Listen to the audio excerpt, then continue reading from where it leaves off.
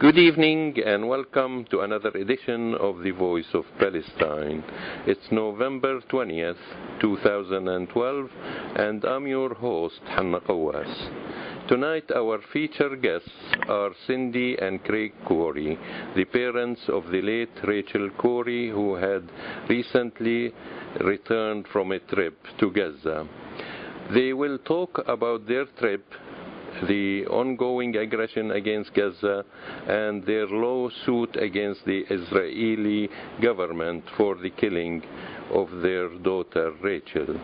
We will also discuss their upcoming trip to Vancouver to mark the International Day of Solidarity with the Palestinian people on November 29th. Good evening, Cindy and Craig, and welcome again to the Voice of Palestine. Hello. We're so glad to have the opportunity to talk with you and with others. It's great to be back. Yeah, thanks. Could we start with the verdict? What was it? Almost 6 weeks ago, 2 months ago? The verdict was on August 28th, in Haifa District Court, yes. Yeah. We traveled to Israel. Craig and I were both there, and also our daughter Sarah. Your listeners may remember that the testimony in the trial started in March of 2010, and we didn't hear the last testimony until July of 2011. So I'm not sure quite how court systems work in Canada, I have to admit, but in the United States we're used to juries, and they don't have juries in Israel. So it was one judge that heard the case. He was dealing with other legal matters at the same time, so the court dates were very sporadic and spread out over a long period of time. And after the completion of the oral testimony, then there were written summations that were done by our attorneys and also by the state's attorneys.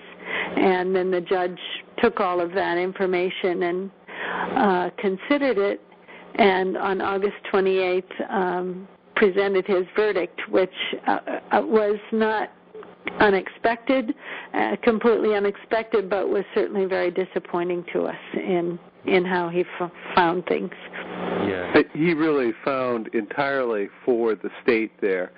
I think it isn't, looking at his findings, he not only ignored our witnesses and our attorney, but he even ignored all the contradictory testimony that came from the state's witnesses.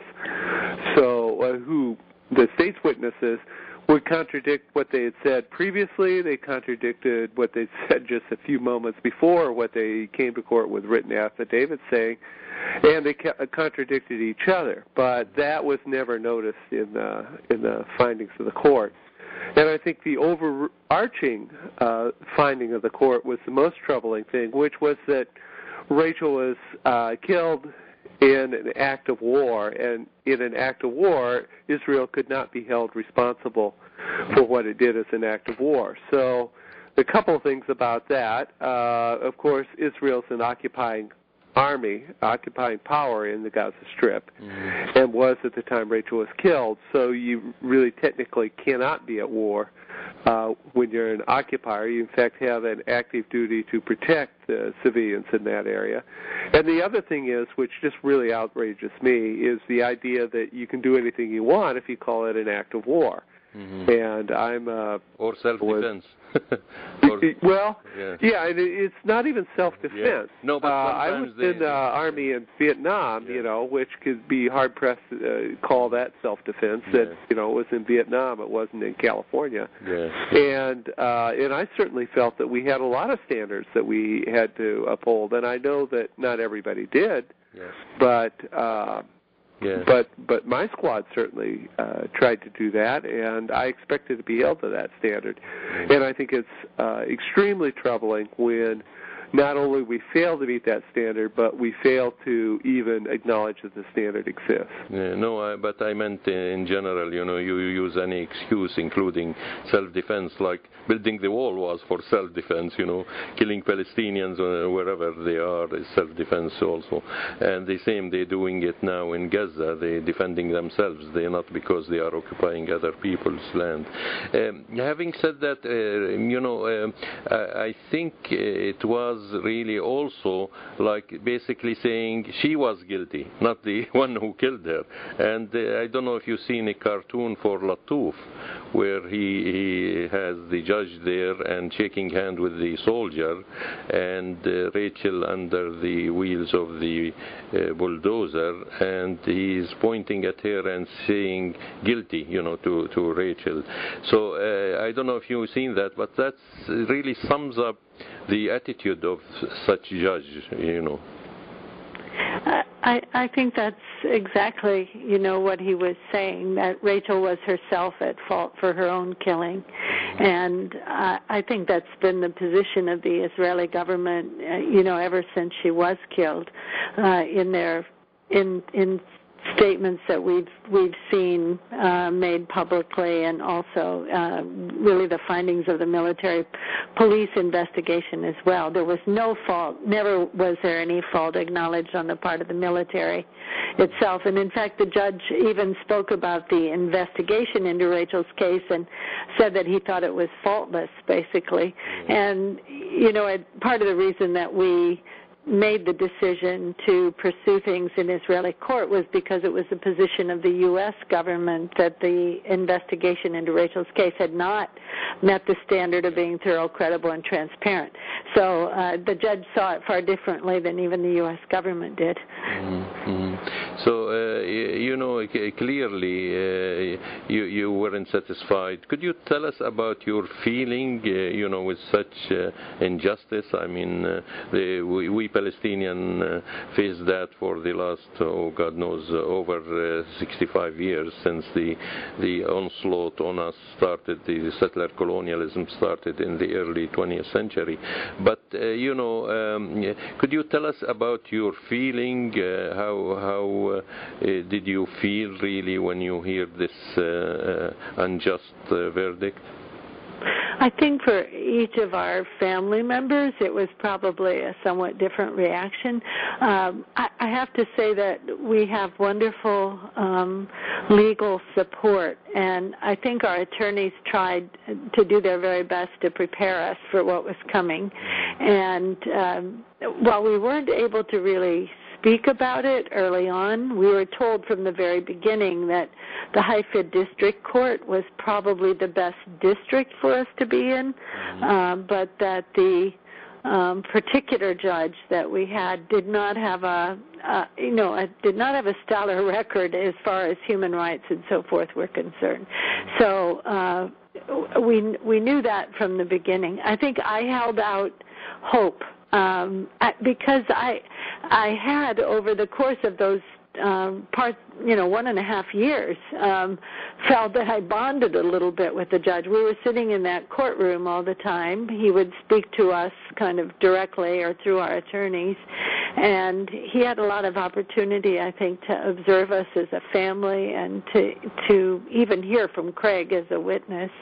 So I held out some hope that he would really take this most seriously, review the evidence with some objectivity, with some fairness, and so it became clear to me very quickly as soon as the person who was translating for me is a friend from Israel, and I could just hear by the tone of her voice, the more she started to share what he was saying in Hebrew, that it was not going well. And then I think I was kind of disappointed in myself for being so naive, to think that maybe he could do the right thing. But also I have to say that the courtroom was amazing that day. The court staff, it was a special session for them. There was no other court activity going on, and they had prepared special information for all the media that came, but I noticed that all of the court staff were dressed up more than we had ever seen them dressed up before. So I think a whole lot. I think they wanted to put their best, the best face forward. But there was a lot of media there. I remember one person in particular who the photographers were in front of us and were just flashing the cameras all the time, taking pictures, which is, it's a bit awkward a situation to be in. But one person looked at me, and this was before the judge had given the verdict, and he smiled, and I think maybe came over and shook my hand, but he said, there are a lot of people in Israel who differ with you politically, but many people have great respect for the way you've pursued this and the way you've approached this and pursued it. And I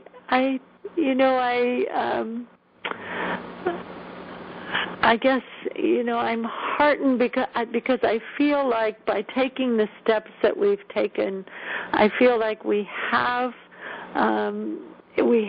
at least encouraged people to think about what was happening in Gaza, what happened to Rachel, and I think there's probably a lot of discussion about it, certainly a lot of opposition to us, I'm sure, too, but it was helpful to hear that from one person there, and to see the amount of media attention to the case worldwide. We were very aware of the fact that Rachel's case has gotten attention that Palestinian cases do not, and that they have, that even to have a military police investigation is such a rare thing in this situation. But I really believe that day, though the verdict went against us, that it was really the Israeli system and the Israeli government, the Israeli military. I think they suffered a blow that day, certainly in the way the world looked at how they address human rights for all people. I guess, there is thousands of Palestinian prisoners, and they are in jail because of this kind of justice system in Israel. Craig, can you tell us really about, there were contradictory testaments, and there were, the most important thing to me really, that the ones who were responsible for the murder of Rachel were hid behind curtains, and they didn't show their faces. If they're not guilty, why are they afraid? That's one thing. And the other thing, what evidence that, it's clear from the beginning that the person who killed her did it on purpose, because she wore a fluorescent jacket, she was there, they noticed her before, and there were other people who took pictures of the incident. And all that, they didn't consider all these facts during this court? Yeah, well, it was the bulldozer driver was behind a screen, and his actually the people that were on in there were two bulldozers out there that day, and both bulldozers had two people in them, the driver and the commander, and I believe all four of those people, Cindy, correct me if I'm wrong, were behind screens. I'm not sure that I would say, after listening to the whole 2 years of court testimony, that they were the primary responsible people, because they're officers up above the line that certainly who gave the order? Make rules and training and set policies that make it known that it's okay to kill people in this zone. And in fact, in court, some of them were sort of proud of the idea. Well, we had an order to kill any adult that was out there, so we didn't just shoot her, but she was run over by a bulldozer. I don't know what the man thought that was better, was better about that, but that was the commander of the brigade that was down there in the southern southern part of Gaza was saying that from the witness stand. I think that, one good thing about bringing a civil lawsuit, we weren't trying to sue the bulldozer driver. We were suing the Israeli military. Mm-hmm. And so I think that the blame goes up the chain of command. The driver himself was behind a screen, and that dehumanized him in a way that I think was too bad. Our attorneys were able to see him, but our family was not. There were other people that had been in front of TV cameras before. So, for instance, the captain, it was the captain at the time Rachel was killed, who was the highest-ranking Israeli officer on the scene at that time. And he spoke in open court. We could see him, and he'd been on TV before. But he divulged some things that seem sort of truthful to me. I mean, more than sort of. For instance, the Israeli government has been saying for years that Rachel was never run over by a bulldozer, and that it was some debris or something that fell on her. And he looked at the picture, the photograph that was provided by one of our witnesses, and he looked and said, well, yeah, that's exactly what he said. I knew she was run over by the bulldozer within less than a minute. So I drove up there and see, and he pointed at the photograph and said, see these lines on the ground? You can see the blade went right over here. And so I was gratified that he spoke truthfully. Mm-hmm. It's shocking that that even after that statement in court, we heard his commander saying she was killed by something falling on her. Yeah. So it was really outright lie, and this is like you said, it's the official line from the Israeli government, and they always do this public relation. They call it the hasbara. They spin facts and distort, truths. So I guess again, this is not new to the establishment in the state of Israel. Could you tell us what you're going to do now? We hear that you're going to take it to the Supreme Court in Israel. Our attorneys have, advised us that they really feel this needs to be challenged and taken to the Supreme Court. And we have taken the initial steps that we needed to do. There was a time period that we had to determine whether or not to appeal, and we have filed a motion about our intent to appeal, and that work will actually be done later this year and probably be submitted in January, I believe. Mm-hmm. So we're moving ahead. We're told by our attorneys that it's a lengthy process, likely. We don't expect to see, much happen, I don't think, for a couple of years. And a lot of the work will rest with our attorneys. With the previous part of the case, our family was very involved working with the attorneys, particularly our daughter Sarah, as they approached witnesses. We were very careful to read all of the affidavits that had come out and to provide information to our attorneys from all the work we had done to learn in the past about what had happened, to help them, think about questions to ask, what kinds of questioning could be most useful with particular witnesses. At this point, once you move into the appeal process, it's more how the law was applied that will most likely be addressed. And so that work really needs to rest with our attorneys. So we're anxious, for them to have the support that they need. Mm-hmm. Mm-hmm. Okay. So I want to ask you also, I mean, you mentioned that the American government thought that this investigation, the Israeli investigation in her murder, wasn't transparent. Could you tell us, having said that, what did they do about it as a superpower? Well, actually, in terms of contact with the Israeli government. We have in writing, I guess it was from the proposed Ambassador Cunningham when he was being confirmed by the Senate.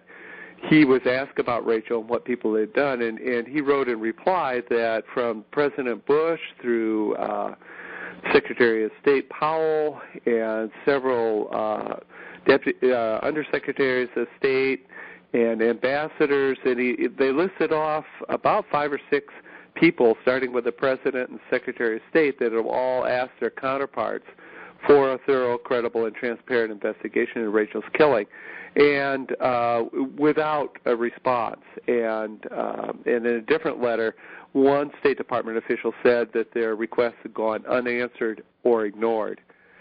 So in terms of just writing letters and stuff or making contacts, whatever, I think there was activity there, but it has to be a little tougher than that, obviously, to get the Israelis' attention. And I think that, in a way, what I've told them, the embassy and the State Department have helped us as a family with this lawsuit. You know, they've made sure that we got into the country. They've done some diplomatic things that was helpful in that fashion. But at the end of the day, there was a promise given to a head of state by another head of state. And as Rachel's father, I cannot enforce that promise. You know, they have to do that, and they haven't been able to do it. They're either unwilling or unable to fulfill that, get that promise fulfilled. So why they afraid of Israel? They don't have no honor, no pride in their politics. These people, mainly in the Congress too. I think, without a doubt, we all know that Israel gets very special treatment, and within all parts of our government. I would say, that our family has been supported from 2003 on by individuals within the State Department, certainly by our own representative in Congress, particularly Congressman Baird, who's not in the Congress any longer, but ended up taking 4 trips to Gaza himself after Operation Cast Lead. It was really amazing for an American congressman to do that. And also we've had support from within the White House staff as well in the Obama administration, and we're appreciative of that. What I sense when we meet with people is a deep amount of caring about this case and about our family, about Rachel. I think now, what we would like, what we know, one thing that's happened is that organizations here in the U.S. since the verdict have just taken to the Department of State a petition that was signed by over 18,000 persons calling on the U.S. to do their own investigation into Rachel's case, but also to seek accountability, real accountability for all the other U.S. citizens that have been harmed and people who have been harmed in nonviolent protest in opposing the Israeli occupation. I'm sure you're aware that the International Solidarity Movement lists 22 protesters who have died challenging the wall in the West Bank, Palestinians engaged in nonviolent resistance. I'm well aware that Palestinians are engaged in nonviolent resistance in all kinds of ways, but these are the 22 who actually were in protest in the West Bank and were killed. And there's another name, I know at least one more name to add to the list of nonviolent activists this week. I understand someone was killed in Nabi Saleh. I believe it was during demonstrations about what was happening in Gaza. So there is a need, I think, to address this, and we hope that the U.S. government will do more than they have. Yeah, actually, his funeral was today, actually, in the West Bank. The person that was murdered in Nabi Saleh, the news came today of his funeral, and there were clashes at his funeral, and many people were injured. That's the latest I heard. But yeah, you're right. I mean, actually, there were some clashes also in Hebron and Jenin and in other places today in the West Bank. But and they are all non-violent, really. I mean, when you go on a funeral, usually people are peaceful, but they've been attacked by the Israeli army anyway. Having said that, I'm sure you are aware of the respect that the Palestinian people have for you, Cindy and Craig, and I know you are really still attached specifically to Gaza, and I hear lots of Gazans who really praised you many occasions. And you just been there. I guess you still have attachment to that land, because Rafah, where Rachel was killed, is on the southern western border of Gaza, where the border with Egypt, basically, where is the main crossing there. But could you tell us about your recent trip and why you felt you want to go there? I'm going to let Craig start to tell about the trip, but I just wanted to say that we feel such an attachment to all the Palestinian people, and we have ever since 2003. I think it took us a while to understand how much Rachel's action meant to people, but Palestinians just kept coming to us wherever we were and gave us such support and love and expressed such deep feeling about what Rachel had done and such care for us. And I think we carry that with us, and it makes us stronger. And I'll just say that we were in the West Bank too for a delegation that preceded the Gaza delegation. We were in both Israel and the West Bank for a couple of weeks. So we feel very strong ties to people throughout the region. Gaza is unique and special for us. We've made 5 trips there. Craig can talk more about this, but I think I was struck very much this time by how eager people were to meet with our delegation, and I think that's for a lot of reasons. It's different than in the West Bank, I think, because in the West Bank people are eager to see us, but they see a lot more people, and in Jerusalem, around Jerusalem as well, and in the Gaza Strip, it's still something of a novelty to have delegations like ours come through. Mm-hmm. Yeah, because again, it's the biggest, largest prison in the world, as the British Prime Minister said, although he's not doing much about it. Could you comment on your trip, please, Craig? Together. Sure. Cindy actually was one of the co-leaders of an interfaith peace builder trip to the Gaza Strip, and I was going along to try to keep, actually what they call her there is Yalla Cindy, hurry up Cindy. Mm-hmm. Try to keep her up with the group itself, because she's always talking to the last person in any group when they go out, But as she said, I think for me anyhow, it's going back and meeting the people. And I know it sounds strange to me, but I was thinking about it as I went back this last time. I remember when Rachel was killed, needing to thank the people of Rafah for taking care of Rachel when I couldn't be her father. I couldn't be a father for her. But they let her into their hearts and their homes, and now they've let us into their hearts and their homes. And it's really quite special. And of course, we have specific friends there, and it's fun to see them. We didn't get to spend nearly enough time with them, and we didn't get to see all of even all of the family that was behind the wall Rachel was in front of. But we did get to see several of them, and there was a new baby in the family, so we got to see her.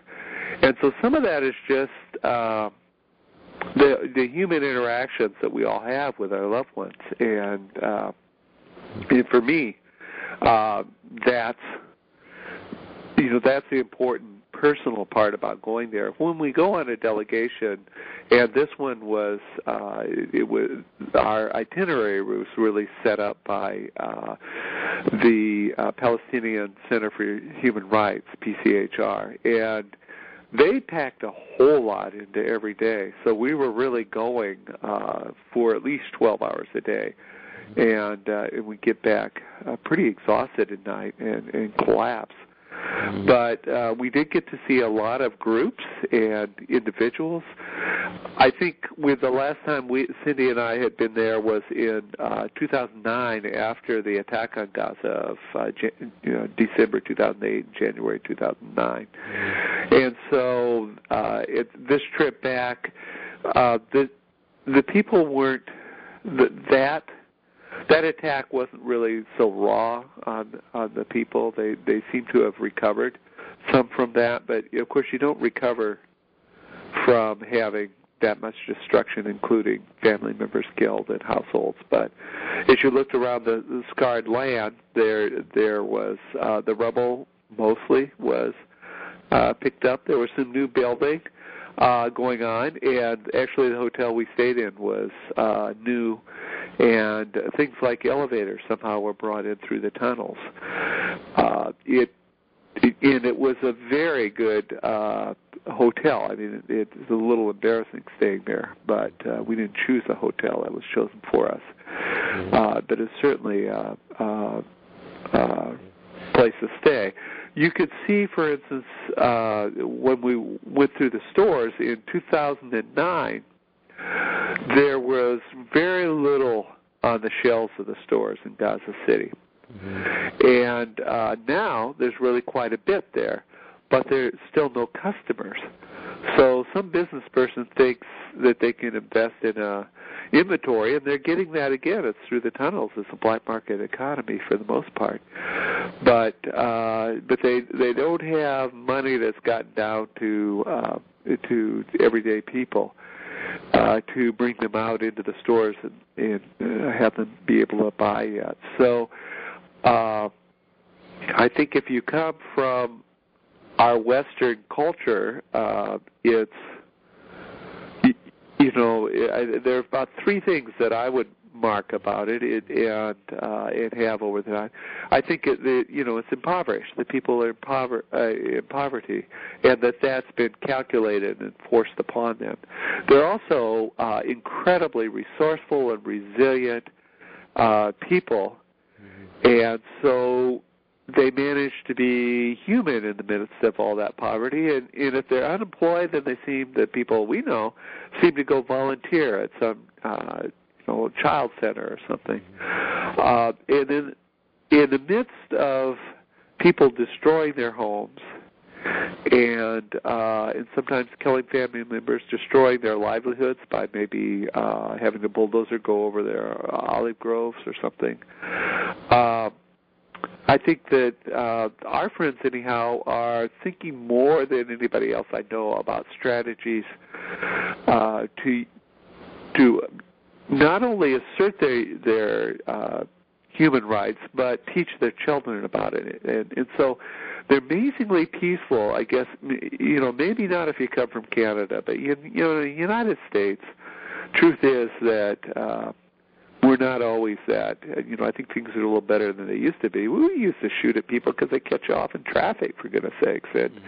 And these people just, our friends aren't that way. And I guess when I come back, and we even had some time talking to the State Department as we came back from Gaza this time, I just keep pleading with people to support the middle-class people who are trying to nonviolently assert their rights, but also teach their children those rules, because they need to be supported. You need that middle to hold there, and it's not in anybody's best interest that it not.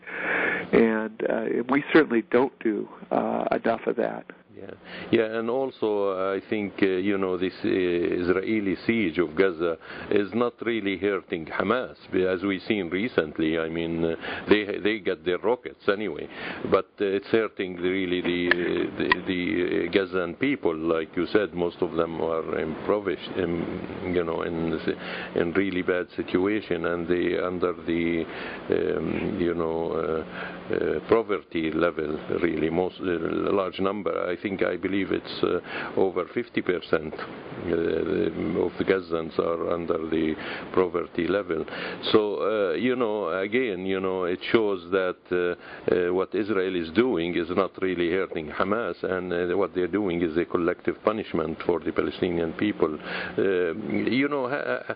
Have you seen, obviously the economic situation is terrible there, although people support each other, they feed each other.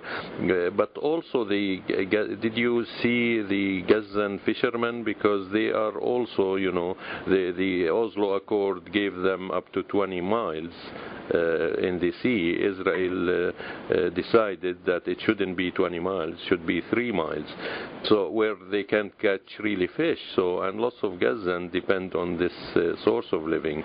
Did you visit them, or did you see the people there? We did, and Craig and I also had an opportunity in 2009 to meet with fishermen who at that time were trying to mend together very old fishing nets, but were largely not able to go out and fish at all.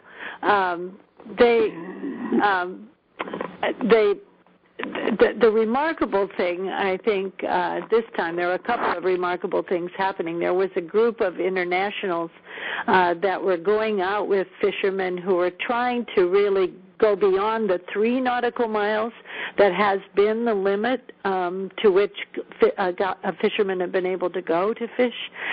They tried to get, I think they maybe did get out this time as far as 4 or 5 miles, and the guide who was with us actually was working with PCHR, had been helping to organize this nonviolent resistance of just with internationals trying to push the limit a little bit that the Israelis have imposed.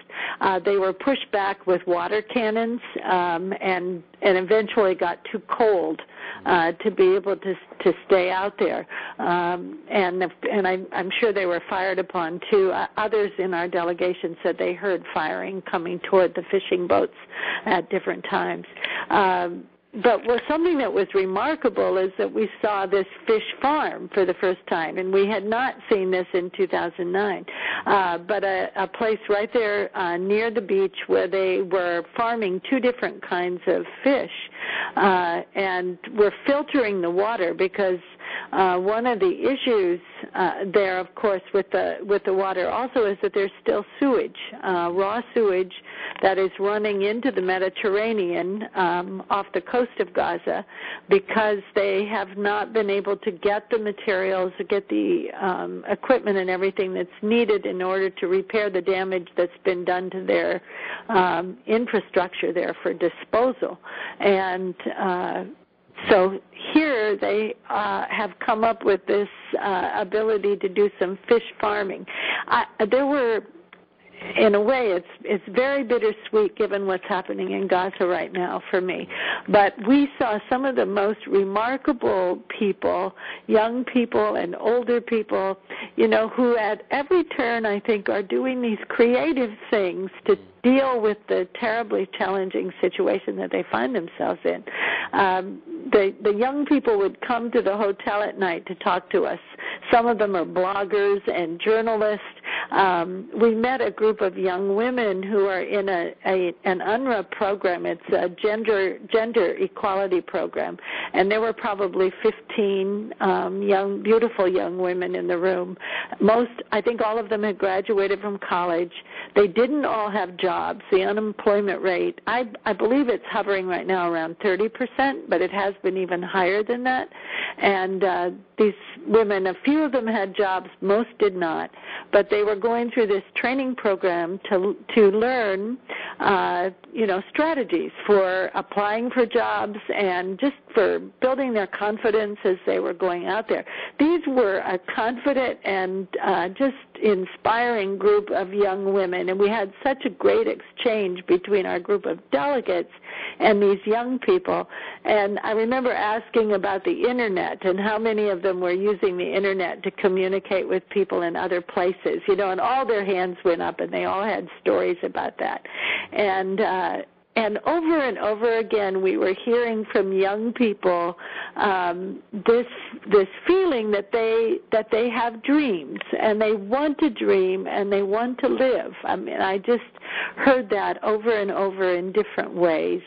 And I think for me right now, you know, the pain of watching what's happened this past week is very it's very strong, because the senselessness of the destruction and the killing, particularly, I mean, when we've just come out of there and seen how people, I think, got beyond what happened in 2008 and 2009, and now are facing a similar situation again, is just heartbreaking. And as I look at pictures now and I see that rubble again, the rubble was there in 2003 when I went for the first time after Rachel was killed. Rafah, I described it as a sea of rubble because of all the home demolitions.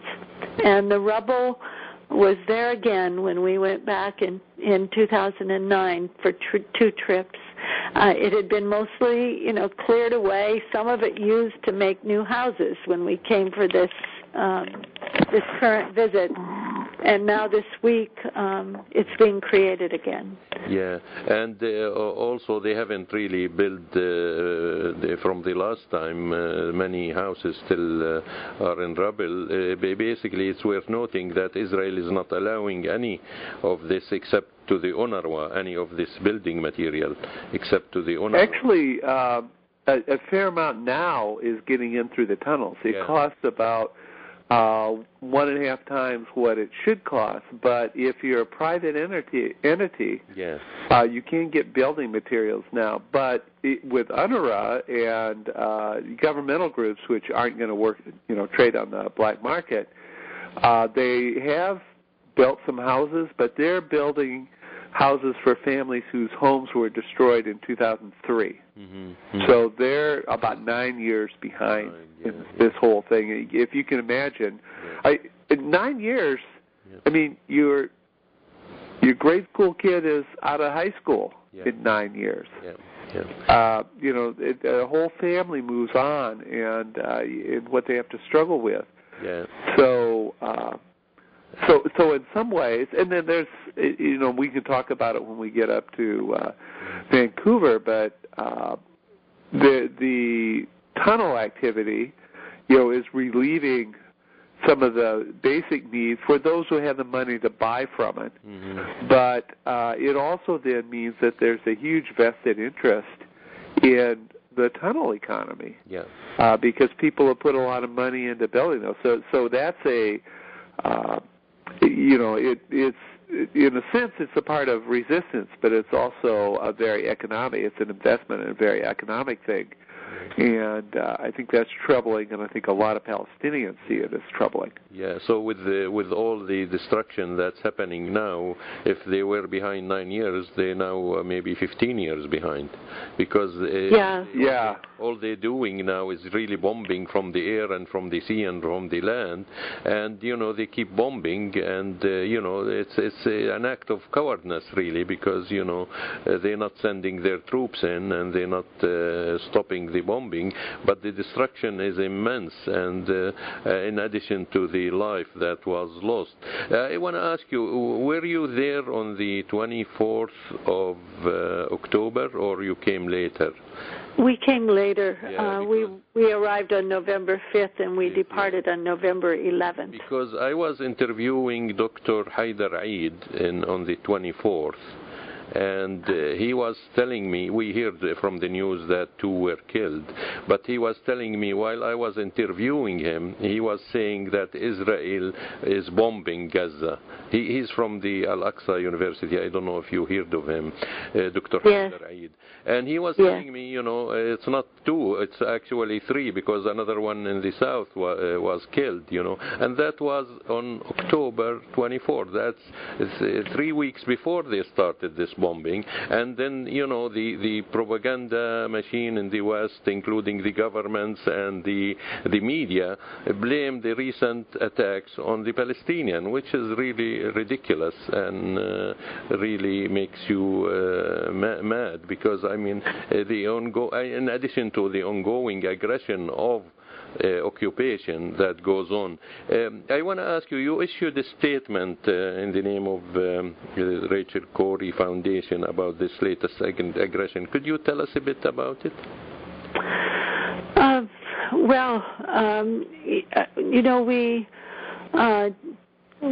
We deplore what has happened, and we also, I just would like to say that we were there on November 5th through the 11th, and on November 9th, the leaders of our group from Palestinian Center for Human Rights took our entire delegation to a village that's east of Khan Yunis, and there had been military incursions into Gaza from that area, from the border, and that they had brought in bulldozers. There were tanks, we're told.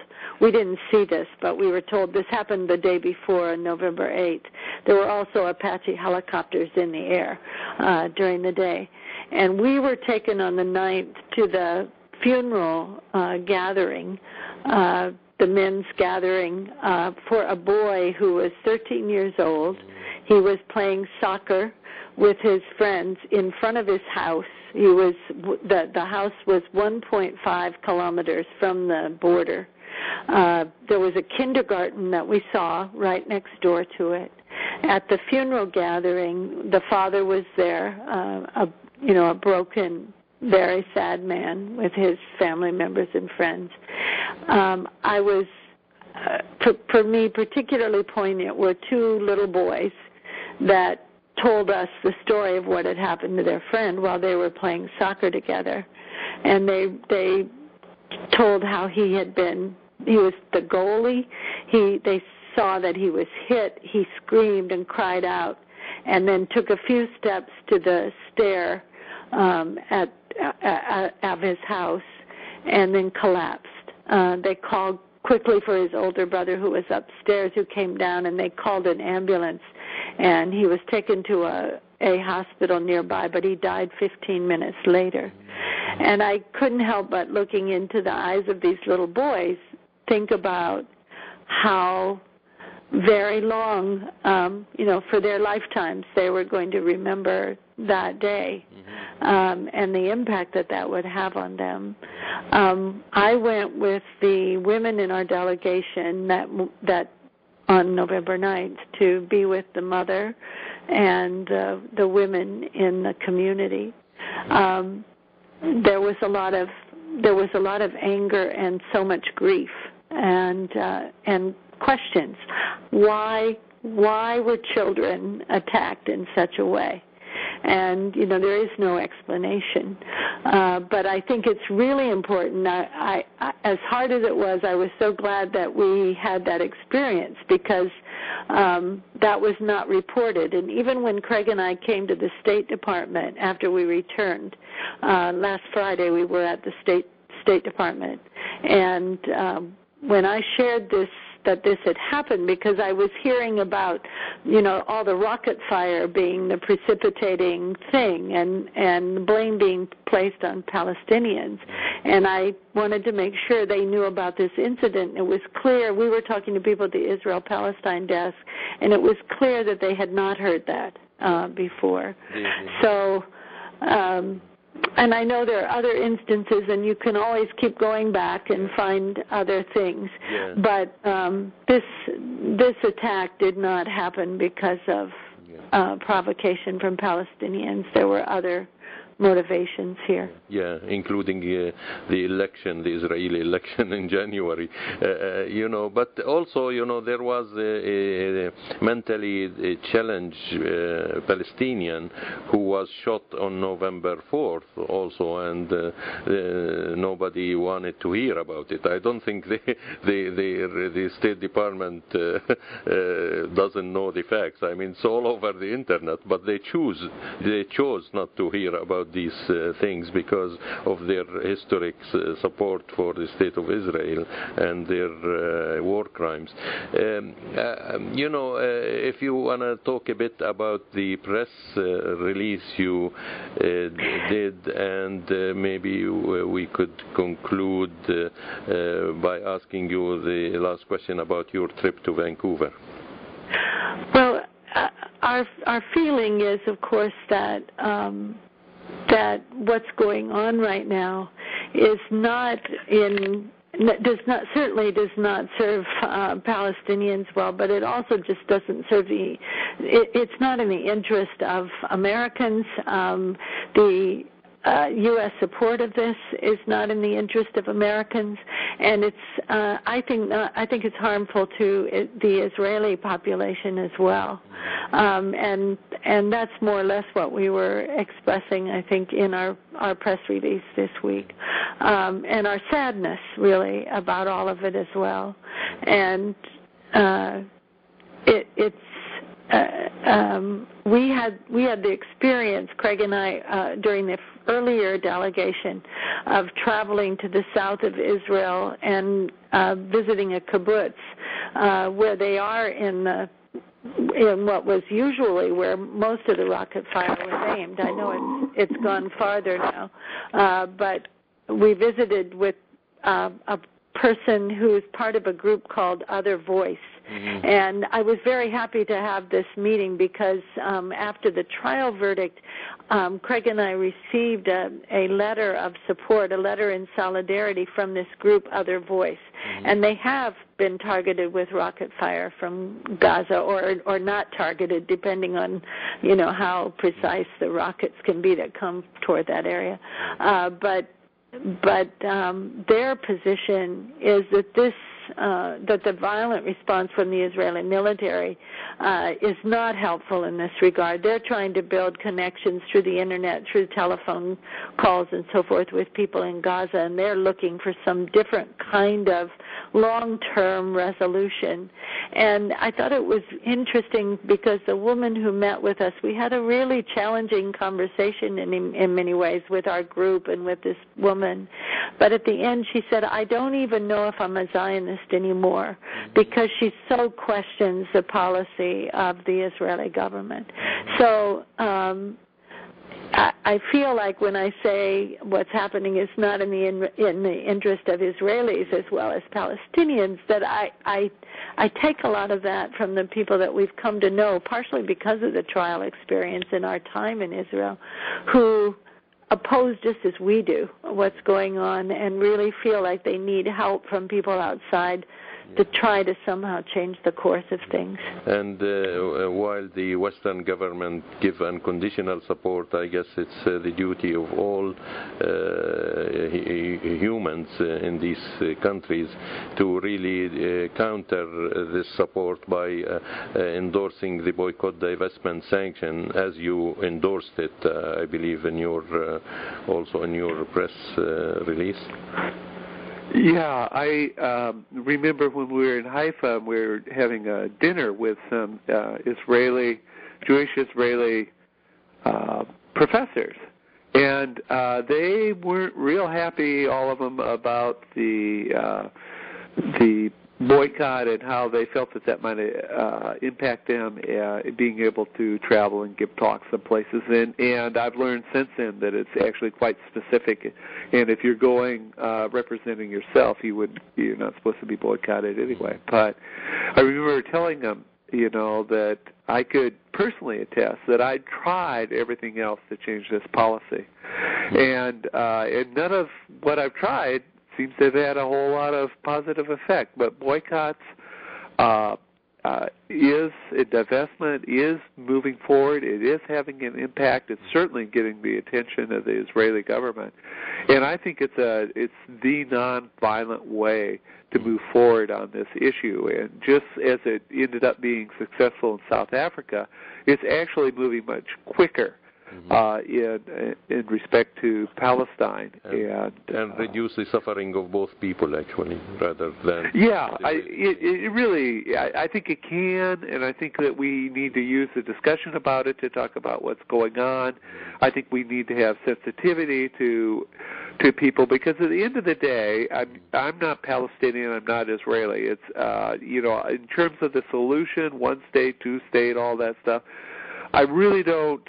I don't have a say in all that, but I think I am human, and it's some people argue me on that, but I do have a say in trying to make sure that the human rights of all the individuals in that section of the world are observed, and I think that's what we have to focus on. And I think you can do that through boycott, sanction, and divestment. I hope people will support that, and we can talk about that more when we get up to Vancouver. Yeah, for sure.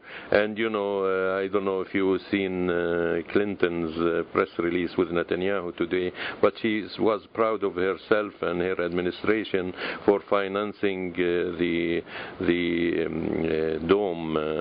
What they call it, the anti-missile dome. The Iron Dome. The Iron Dome. And she shamelessly, she ignored the civilians that are really under the fire. Maybe she should give the Palestinians some of that Iron Dome if she is really impartial.